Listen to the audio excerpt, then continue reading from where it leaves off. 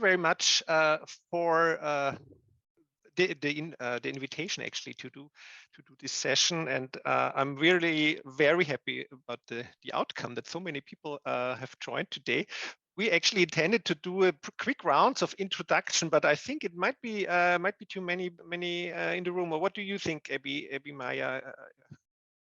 Yeah, sometimes putting it in the chat works well as well, so we could go that route. Yeah, so please do that. Let's introduce ourselves in the chat. Maybe just where you from, which university, and what maybe are your areas of expertise, so we get a bit of a view when we scroll through that. Who is in the room with us? We will have two separate parts for an open discussion anyway, where we can interact some more. Well, let's start with our introduction. I'm sharing my screen now. Sarah, do you want to start and introduce yourself? Yes, I'm happy to introduce myself. Hello, everyone. My name is Sarah, and I am the program director of the Bachelor program Business Administration. I have a PhD in CSR, Corporate Social Responsibility Communication, and its impact on employees. Before joining the IMC University of Applied Sciences, I was working for several years in marketing, CSR and strategy. My teaching is focusing on qualitative and quantitative methods. And I'm really excited today about this session and about your inputs and ideas. Thank you.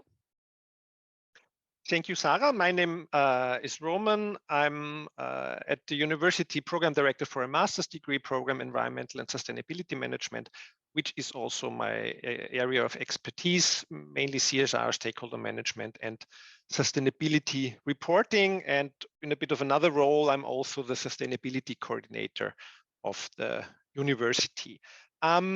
We have for our presentation, we have two parts.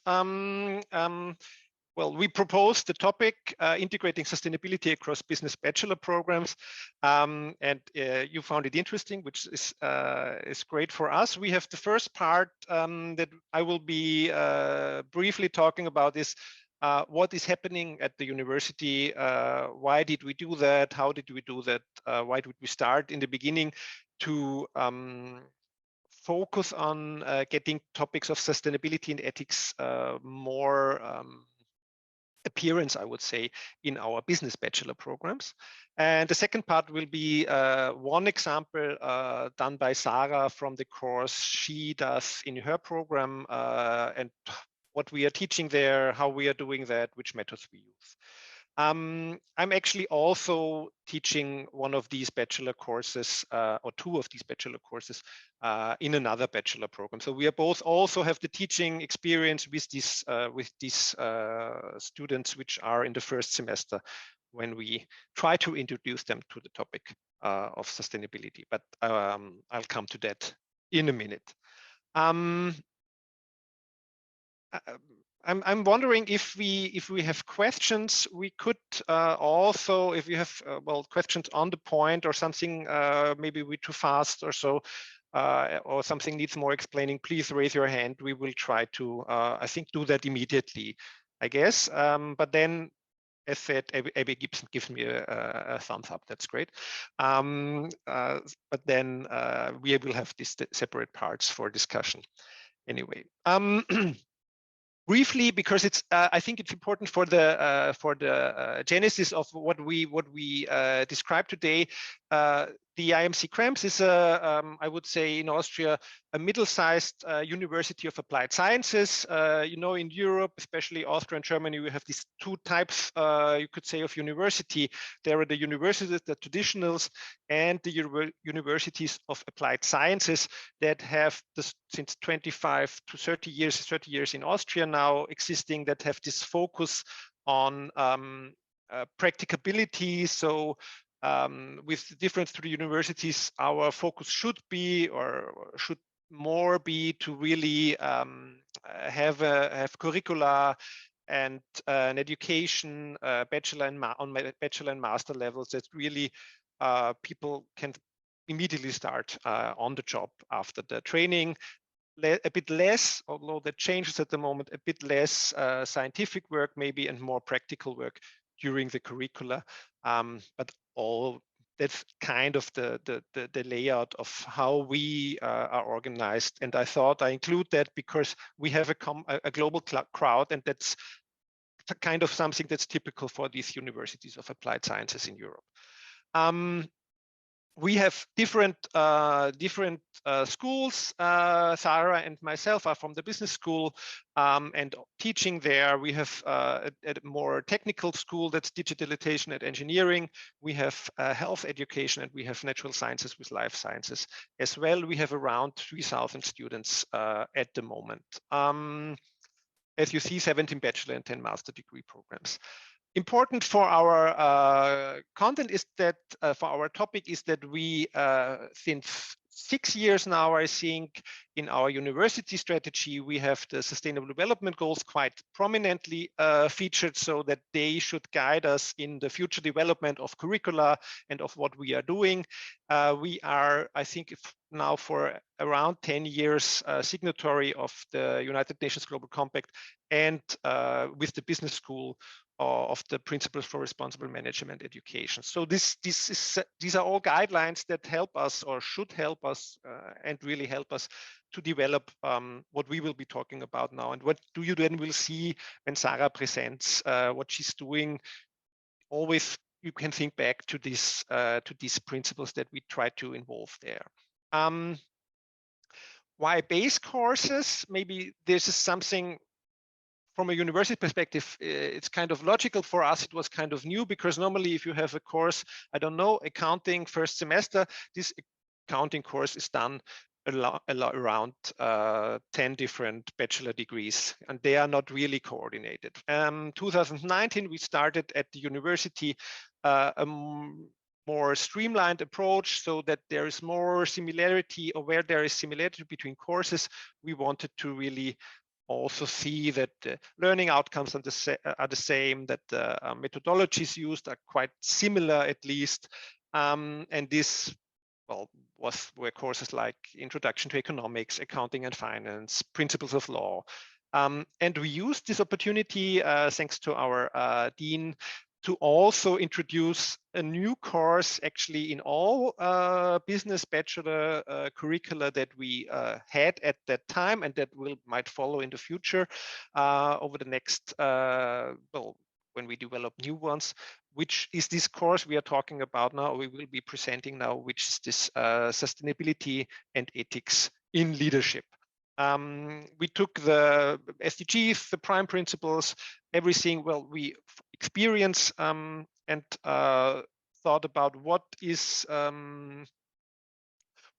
we want to, well, introduce these young students, these young cohorts to. It's actually it wasn't quite an easy question to answer, because think about the student group. These are students that mainly come directly after their school education and start studying at the university. They might bring with them environmental conscience or not. They might have heard something about these topics or not in their education until that point. They come in many of our courses. At least half of these bachelor courses are taught in English, so there is always quite international crowd, especially from Eastern Europe. So we have quite a diverse background from basic education as well. And which is, if you start to teach or want to teach in the direction of business ethics and CSR, they have mostly no experience with companies or with businesses. So we thought about where do we start, and we decided to create or to create a curriculum for a quite basic bachelor lecture series or lecture course, which includes this ethics topic and the sustainability topic. So we have these ethical questions obviously derived from the current ongoing discussion that we see with over the last 10, 20, 30 years with companies, I don't have to tell you that actually, with companies getting more power, more influence, ethical failures over the last decades, scandals, well, all these problems that we find in the media, and that also these people or the people starting to study might know or might not know, but are becoming relevant in the discussion of how companies should well deduct their business and what's actually the way today to go forward. And the other discussion is the whole planetary boundaries, sustainable development goals discussion. So what are the ecological limits, and within these limits, how do you come to a sustainable way of running your business? Two very big, broad topics that we try to break down in very small pieces.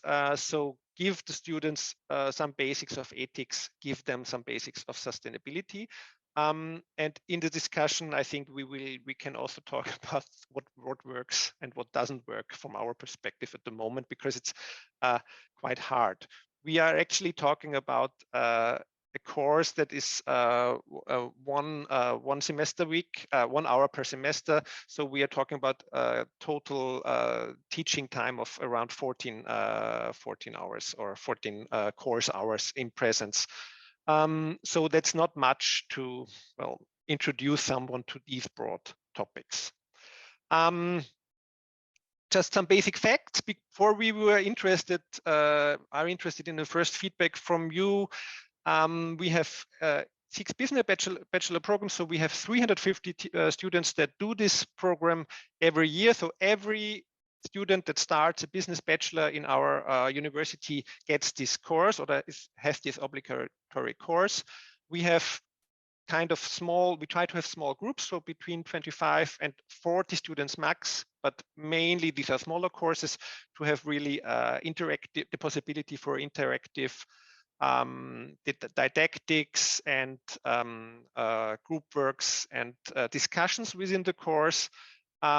We have 6 different bachelor programs, and I think there are 8 different courses because of group splittings. We have different course concepts in the details. Sometimes a different main focus, because there are bachelor programs, for example, that are in the health, have more a health focus, the whole program. So the professor that is teaching that is also looking for cases, for example, from the health sector with regard to CSR and ethics. There are courses that are taught in a bachelor we have around wine business. So in this course, the professor mainly takes cases from this sector. So this is the thing where they differentiate themselves a bit. But we have the same learning outcomes for all courses. And we are also, at the moment, Sarah, myself, and myself are working on that. We are also trying to regularly do a survey if that even works, yeah, so that we can have the same learning outcomes across all these courses. Unfortunately, without results today, because we have not finished with that yet. So that's everything we have implemented for the last during the last 5 years. For 2 years now, we can say that all bachelor this is implemented because it took some time actually to get that going. We thought we might, well, after this more organizational or strategic approach that I wanted to present in this group, we wanted maybe to hear from you questions related to what I told you, or maybe even encourage your discussion, because we would be interested if there are similar concepts out there, or if any of your schools or has or business schools is also trying a similar approach, or well, there are many different ways, obviously, but we thought this was one that would help us. So maybe if Sarah doesn't want to add something at this point, because in the second part I will be quiet, then we would encourage you to give us some feedback of how you think that would work at your university, or how you run these implementation courses, or if that's even happening.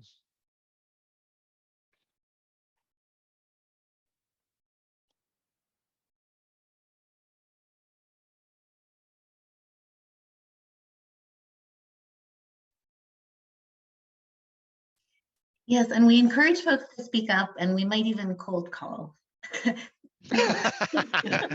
We have already a hand up, but I didn't see that first. Yeah, okay, Nicolina. Hello. Hi, I'm unmuted.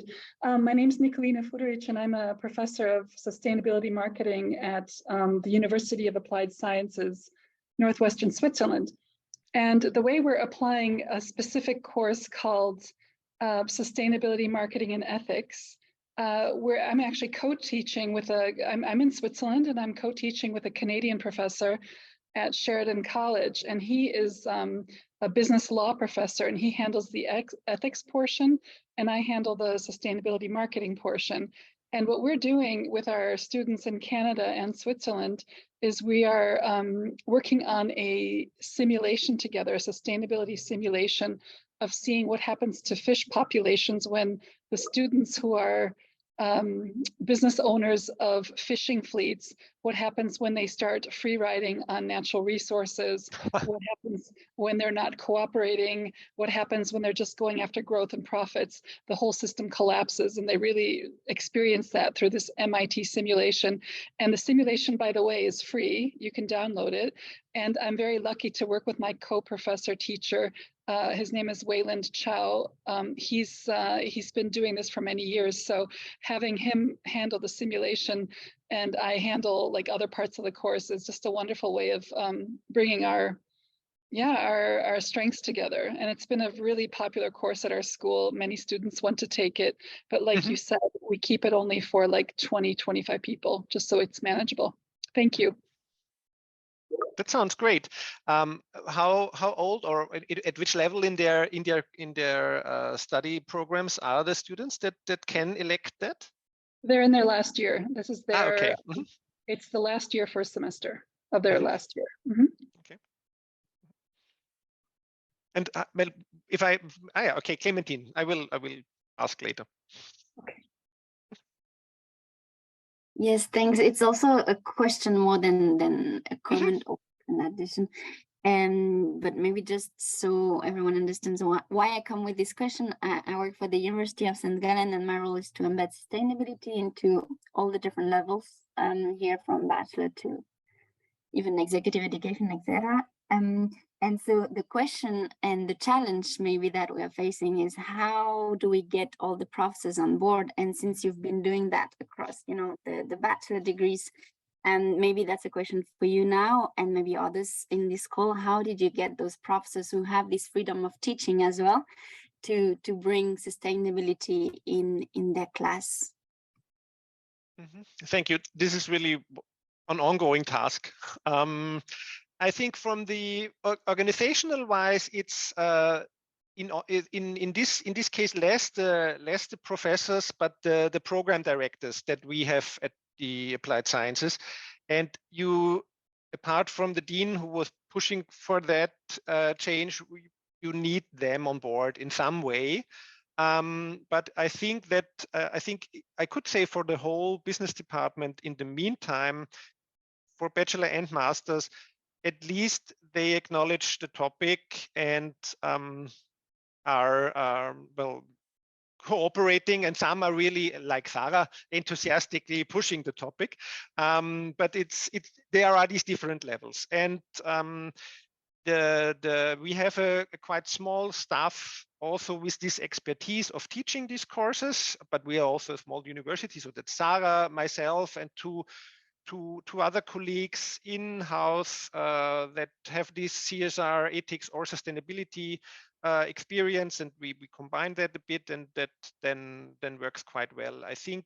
But you notice the important part was, how do we put that in? And that was actually kind of something that the collegium or the academic head and the highest academic board decided, and then after that it just needed to happen actually. But there were many discussions.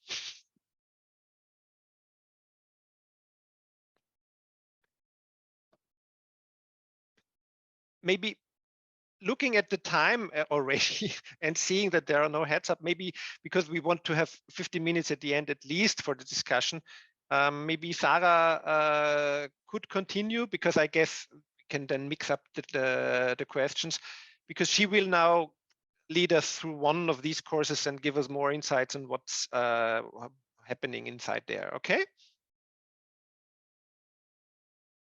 Can you take over Perfect. Sarah? Yeah, can you take over the PowerPoint somehow? Or I just do that? I just take screen. Yeah, okay, yeah, you do it. Perfect. I do it. Okay, perfect. Thank you. I'm the program director for the program Business Administration. It's a bachelor degree program. How can it be described? It's tailor-made for tomorrow's business managers. So it's comprised of a mix of business administration and management. Moreover, it includes the latest trends and developments in information technology. So students get familiar with programming in Python, for example. Moreover, students get familiar with scientific methods and tools. They are also trained with regard to their social skills, and the program has a strong practical focus since it includes an internship of 22 weeks. It's a full-time program. It's taught in German and it lasts for 6 semesters. The next slide, please.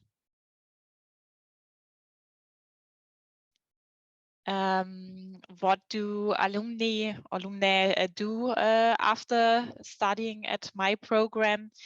They work in several branches and several positions, since it's a very generalistic program. For example, alumni work as assistant to the management or as consultants for famous consulting companies like Ernst & Young, KPMG, or as quality managers, cloud sales managers for Microsoft, or they also work for the government in communication positions, or as a strategic sourcing manager in the food and beverage branch, or last but not least, in human resources positions in the automotive branch. So just for you to know that they are in several branches and positions afterwards, to show you that it's very important that everyone gets familiar with the concept of sustainability and ethics. So the next slide, please. So let's talk about the core sustainability and ethics in leadership in detail and how it's taught at my program, Business Administration. Well, the course content is comprised of current or ongoing social, environmental, and economic trends. Students get familiar with the principles and the history of the concept of sustainable development. Moreover, we talk about business ethics and its application in companies. Furthermore, we talk about leadership and its role in addressing future challenges in our society. There are many challenges right now. So what's the learning outcome? After the completion of the course, students will be able to discuss values and further conditions of sustainable leadership. Moreover, they are able to explain practical tools for sustainability and ethics in leadership, and they are able to discuss their role in business as a contribution to the sustainable development. So as Roman already told you, I teach only 1 hour per week. So it's like the starting point, and I encourage all my professors and all my lecturers that they continue to show the meaning and the value of sustainability and ethics in their subjects, because sustainability and ethics in leadership is not only a single class, because you need it also if you want to teach marketing or accounting. So I really appreciate my professors to put also an emphasis on this topic. Okay, so here is an example from the last semester.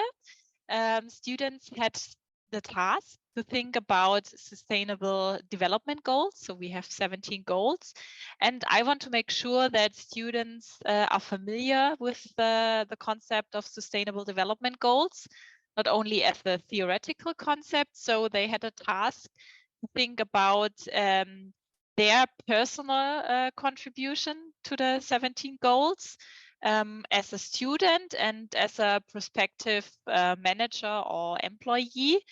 So my program is quite big. So I have around about 50 students, and I split it as 50 students in 17 groups. So each group had to think about one goal from the perspective as a student and from the perspective as a future employee or manager, what their contribution to reaching or to try to reach the sustainable development goal. So here you can see the results. So it was quite impressive because they were really hard thinking and made great suggestions how they can contribute to reaching the sustainable development goals. So the next slide, please. And now I would like to show you another task or a topic of my class. I also wanted to make sure that students think about business ethics and ethical decision making. At first, I had a round of brainstorming and about their thoughts, ideas about ethics, business ethics. So it was interesting to see that there are at least 3 perspectives with regard to business ethics. For some of the students, the notion of business ethics was like an oxymoron, and they question whether ethics can be practiced in business, and if this reasoning is followed, then business may be seen as outside the realm of ethical inquiry or as morally neutral or amoral. And others argued that ethics in business do exist, but that it differs from ethics in other spheres. And then we had another perspective, and these students contended that business, politics, and personal life should all share the same ethics as part of a moral community. And I must admit, to start off this discussion round or this brainstorming, because students were a little bit shy, and so I wanted to make sure that everyone will share his or her opinion with the whole group. And therefore, there's a very interesting TED Talk. I assume that you're all familiar with TED Talks, from Michael Sandel. He's a Harvard professor, and he has a very interesting speech about whether it pays off to be ethical. So I highly recommend this TED Talk to encourage the discussion about business ethics and to encourage personal opinions and suggestions about this topic. So these were the 3 rounds. The next slide, please, Roman. Thank you. Since I have a PhD in CSR communication, I wanted to make sure that students are familiar with some comprehensive and practical theoretical decision models and theories. So I introduced my students to 4 main theories or decision models, like the golden rule, the 4-way test, which is used by Rotary International, the stakeholders approach to ethics and discernment and advice.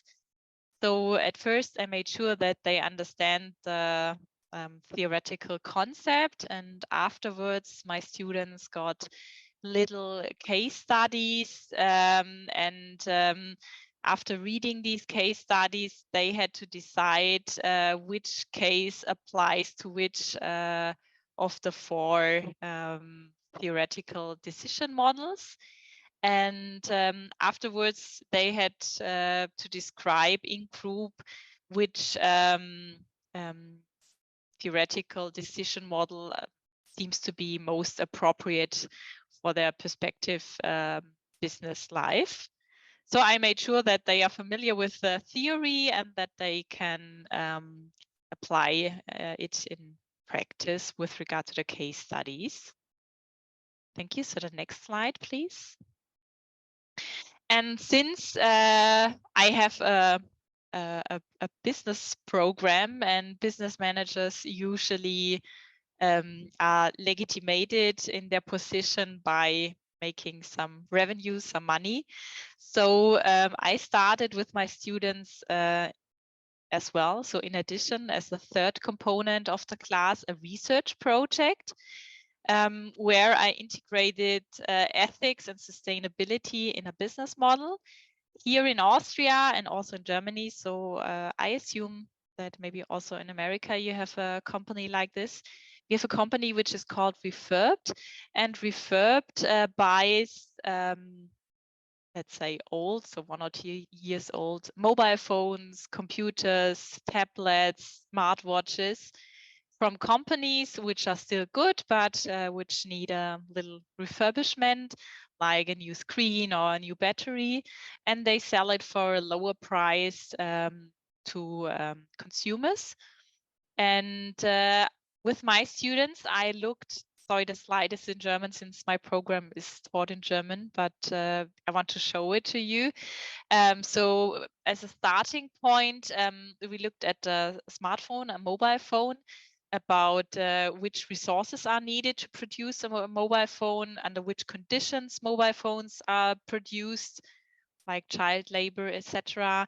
How we in Europe use mobile phones, so especially how long we use them, and what we do afterwards if we don't need them anymore, if we get a new mobile phone from our employer or as a new Christmas present. And students were really shocked when they noticed that, lots of resources are needed, and that we just, if we don't need it, we just put it in the litter or somewhere else. So after this lesson, we also thought about exploring potential, for this business model to sell refurbished mobile phones. So with my students, I created a short questionnaire, and we surveyed people from, or consumers from Austria, Germany, and Poland, because we have several backgrounds at my program. Our students have several backgrounds. They are not just from Austria. And surveyed in total 421 people to have deeper insights or better insights about consumers and their purchasing behavior. So the next slide, please, Roman. So as I told you, we surveyed 421 people from Austria, Germany, and Poland, and we got really interesting results. So together with my students, okay, I must admit I took the lead, but we wrote a paper together and analyzed the data and submitted it, the research project, to the Academy of Marketing Science this year in May in New Orleans, and it was accepted. So it was really great to involve the students one hand with regard to the research project, and to show them that you can make money with refurbished smartphones. So it really makes sense to think about business models with regard to circular economy. And before we started, I think you didn't join. I also told to Evie that I'm very proud because some of my students, they found their own business during their studies. So they have their own startup before having their bachelor degree. And one of my students got an award, the Austrian Social Impact Award, because he invented innovative packaging material which can be used several times so that there is less waste in the future. Good, so I was talking quite fast. Thank you. Next slide, please, Roman. Yes. So now to involve you. It would be very interesting to get to know what is happening at your university. So what are your experiences with students on the business bachelor level? How do they react to topics of sustainability and ethics? Maybe you answer the question first, because I think I was wondering if you tell us a bit really about your experiences with regard to this introduction, for example, ethical decision making. How do they react to that in your course? Is it well taken up easily, or do you think after the course is finished in the winter term they will forget that again and say, well, it was just one semester ethics? How's your experience? Because I know these classical, we know these business bachelor programs, people are coming there because they think they will have a career in business, and our culture or our discussions outside of our classrooms are mainly about how do we earn money. Yeah, I think authenticity matters. So since I'm really interested in ethics and sustainability, and I show them that it really matters that every one of us has an impact and yeah, can change the world or make it at least a little bit better. I assume that with my authenticity and my personal interest with regard to these topics, I really encourage my students to think hard about these topics. And with the case studies and the research project, I do not only make them to think about the topics, I involve them. And whenever you involve students in a topic, they will never forget, because then you have something like an answer, and it's deeply embedded in their thinking or in their mindset. And maybe I just because I wanted to add something, but I have a question before. Mm-hmm. How do you think? Because you said before that it's so important that it's everywhere in the program. It's taken up again. How are you? Are you happy with that? How are your colleagues taking up the topic, or do you see maybe from the bachelor thesis the students have to provide that they are taking up sustainability topics more than before, or can you see that? Yeah, I have many, let's say, at least 1/3 of my students have topics connected to sustainability. So I think this is really interesting for the students. And yeah, the most interesting aspect is, since I mentioned that I have some students which have founded their own startup during their studies. So this is really awesome to see that people are thinking about the environment and how to contribute to a nice environment, or to sustainability by having, how can I say, new or innovative business models, and by founding their own business. So this is one really great benefit. And maybe to add to the, because I also coordinate kind of these base courses. I think what you already mentioned, Sarah, I think I want to stress that fact that many many students, when we talk to them, when we teach them the SDGs and the planetary boundaries, like this example with the mobile phone, it is simply not known, the resource intensity of our current economy. They are simply surprised, I think. And I think this is something that really triggers maybe, or I see that in many cases triggers such a thought process in these very young and students and young people starting their studies. This is the positive aspect. Where I see where I'm quite critical actually from at least my bachelor, in my course where I teach, is that, and therefore I was asking with regard to the ethics, and I would really be interested in other opinions or other experiences, is that with regard to ethical decision making, I sometimes when we talk about that, and that this will be possible when they are managers in a company, this will still be possible to have an ethical decision with regards to our environment and social issues.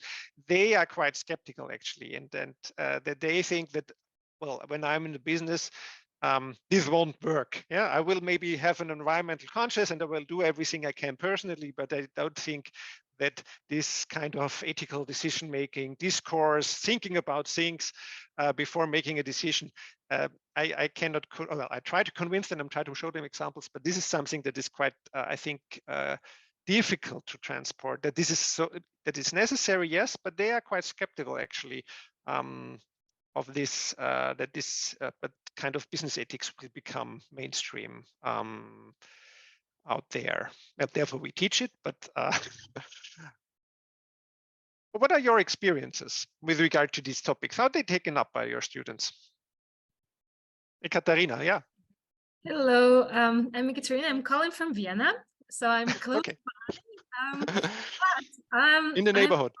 Yes, in the neighborhood, but I'm teaching in Moscow, Russia, at one of the biggest universities and in one of the biggest business schools, where I was teaching business ethics for bachelor students for over 4 years. And I've had my ups and downs. So I was listening to you and all of these things with skeptics and sometimes even hatred to me personally.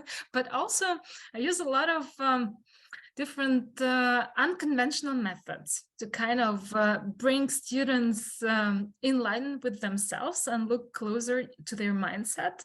So art is something that helps.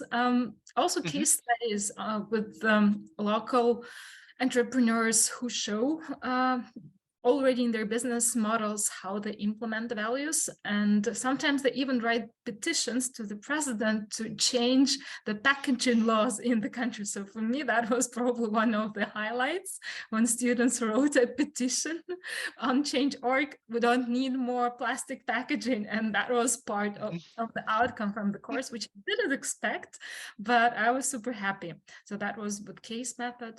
Then I also like to give them a task to record a 1-minute video about themselves as responsible business leaders in the future. Also, what I want to come back to the beginning, the name of the course that you teach, Sustainability and Ethics in Leadership. I really like it. And thank you for this tip, because in the name of the course that I teach, I have business ethics. And I was struggling so long why I would have business ethics, why I can't get rid of the business sustainability. I think that's my major takeaway, which I would definitely tell my colleagues.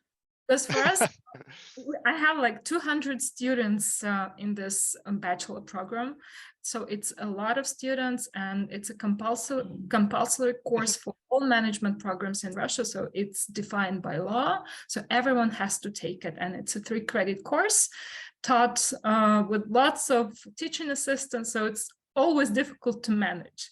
And we were struggling where it should be, 4th year or the 1st year. Now it's 1st year. So and it was super difficult to teach online during the COVID.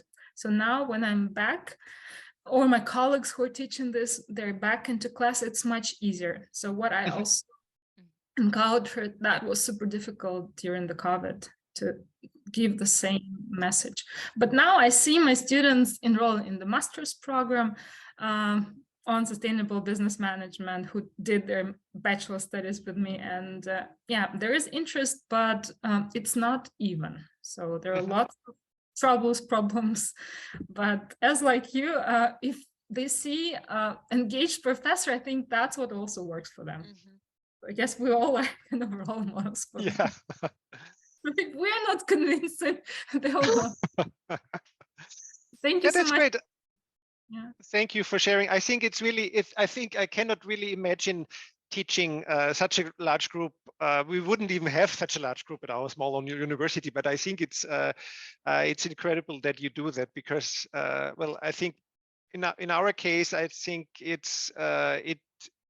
we can make this good progress in some cases. I think Sarah might agree that because we have these maximum 30 people in one teaching group, where you really have the possibility to discuss these ethical issues, because I think that's a discourse question, to really have time and space to discuss such questions and such cases of ethical questions. And I cannot imagine where to start with such a great large group. Well, that's great, actually. Yeah, well, it's divided for seminars also for 30 okay. students. I would have like 5 to 10 seminars with them. Okay. With teaching. So there it's when we try to discuss, but discussion culture is not something that I see that happens with bachelor students. So they're not as good at this, at least my experience. With master students, it's much more profound, and bachelors, they're not yet there. So I'm honestly struggling, especially with cases. So they're good at digging information, or I still have to learn how to facilitate the discussion. So that might be my bias too. I'm looking if actually I still obviously have similar experiences, but if someone in the group knows some triggers, maybe to get them out of their or to get them a bit to be more outgoing. I think what Sarah does with the contribution exercise is something that Sarah, maybe you can elaborate, works actually quite well, I think, in your course, or that they at least think about their role and then tell a bit about that. Or? Yeah, this really works, but it works if they work in small groups and if they have the possibility to discuss it, and I encourage them to really think hard about it. And but I assume that they would be afraid to talk about their contribution in front of everyone. So it's easier if they talk about it in small groups and think about the possibilities, whether it's easier or harder to contribute in this way. I can share from my perspective. I used to be a student at Ivy before I started working at MBS, and they do a good job forcing us out of our shells a little bit, because part of your grade is based on your contribution in class discussions, which is challenging to mark, of course. So in every class discussion, there's also like peer markers who have to kind of go through and keep track of who's been saying things, and like you kind of give ratings for how valuable the contributions have been. So it's like quite a process, but it definitely encourages discussion, because they were usually quite lively. So that's one way to go about it. I also had a question too. Roman, you had mentioned the survey that you use to kind of assess learning outcomes, and that you haven't gotten results on that yet, but I'd love to still hear more about kind of what the method is that you're using for the survey and what outcomes you're really testing for in students. Actually, it's quite a simple. It will be quite a simple survey, strong related with questions to learning outcomes. So we will have really, and we also need this for a certification that we want to achieve as a business school. It will be really knowledge based on the one hand side, so around business ethics and the sustainability issues that we have as learning goals in there.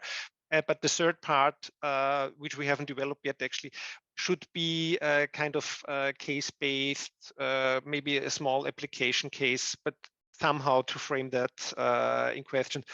I'm happy to share as soon as we have a bit more to share. We want to keep it short and brief, but on the other hand, obviously methodological correct, and also have these different levels. It's quite a hassle, actually, I think, to do that. What we do apart from that, I think Thomas Dillig was with us, or is with us before. We do every 2 years, we do the positive impact rating at our university. At the moment, it's running, which is not directly related maybe to the courses, but as we there can differentiate it in the results, we see how the business, how the bachelor courses are putting out, filling out their questionnaires. We get some kind of feeling there with regard to that, where we stand in teaching, and especially from the comments. Just recently, this last week, I read, do more such courses as this base course was one of the comments I found there. So we get through that some feedback that we can also use. But this question is actually the first time where we want to do this with all the bachelor students that already had this course, and also in this case, in some way, maybe find out if what we will do is with the first, the third, and the fifth semester students.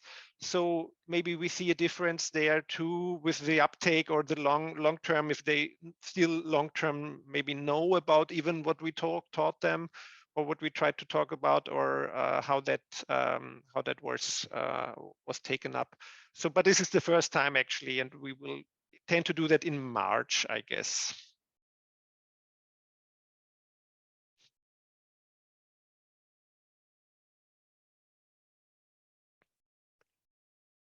Any other? Oh, we are 5 minutes to 4 already. Any other comments or experiences? Maybe I wanted to add some kind. It's not really an icebreaker, but in the course I teach, in this bachelor course, I have a task for them where they have to choose a country, and then with regard to that country, they have to choose personally 2 or 3 SDGs that they think they want to talk about in relationship. They want to do some digging into that and find out some facts around the SDGs with regard to the country, and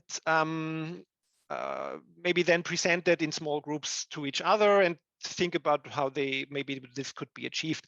But the thing that opens them up is, because it's free to choose the country, many of these colleagues choose their home country or the country they are strongly related to. Because I thought, when I did that the first time, I thought, okay, maybe they will all choose Austria or something simple. But no way. They choose Israel. I don't know. They choose really all countries from all over the world. They are not from everywhere, but it works so great. And then they engage in the discussion, because maybe their sometimes I heard, well, my grandfathers are from there, my grandparents, and it's more interesting than talking about Austria, and stuff like that kept then going. So this relation maybe to this global challenges in this case also, and to the SDGs on the global level, that works actually quite well to open them up, and also then when they come together in the group, have this global perspective. This was it's mainly similar to this contribution framing. So how do they engage in their in this context? I always find that also so encouraging. I learn so much about the different areas, how the SDGs are in different areas of the world. So this is something I enjoy very much on my side as well.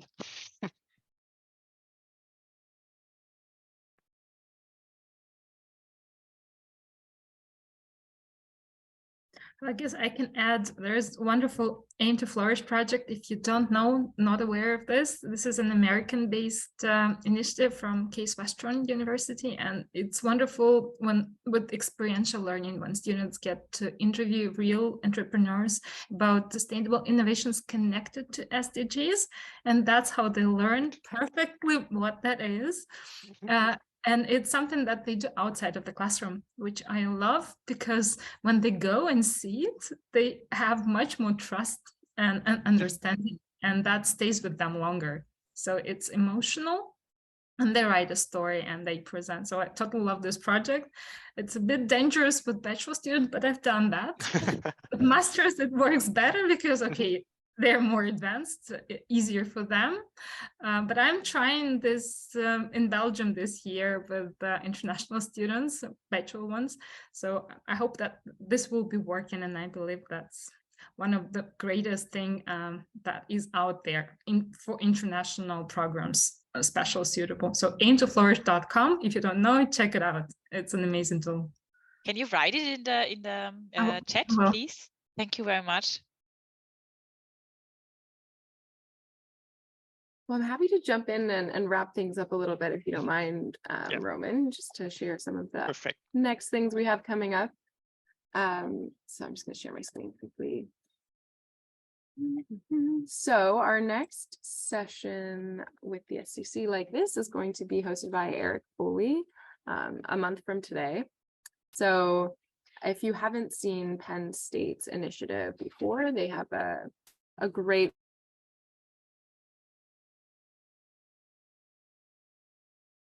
web. It's really great, and it breaks down sustainability across each different discipline. So yeah, I think he'll be sharing a bit about that. So look forward to that, and don't forget to tune in. And then if you haven't marked it in your calendar yet, please save the date, June 14th and 15th in New York City. That's going to be our next SCC workshop, and we're going to be partnering with the Prime community for that within their broader global forum. So it's going to be really exciting and a lot of fun. So we'll hope to see you there. And then, yeah, Roman and Sarah, if you want to wrap it up. Well, I think we just want to say thank you, Sarah, yeah, for your participation and having us. It was great. Feel free to connect with us on LinkedIn, or well, for me, it's only LinkedIn actually. Wherever you are, I'm always happy to have a bit of a bigger network. And maybe Sarah and I will now share in the chat, because we had one last slide where we advertise our podcast, but it's in German actually, but we have a podcast episode together where we actually talk about her program and sustainability. I will share that with you, and for everybody who speaks German. There are also some English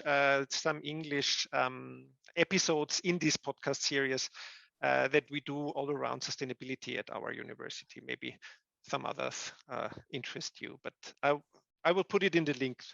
And thank you very much, everybody. Yes, thank you very much.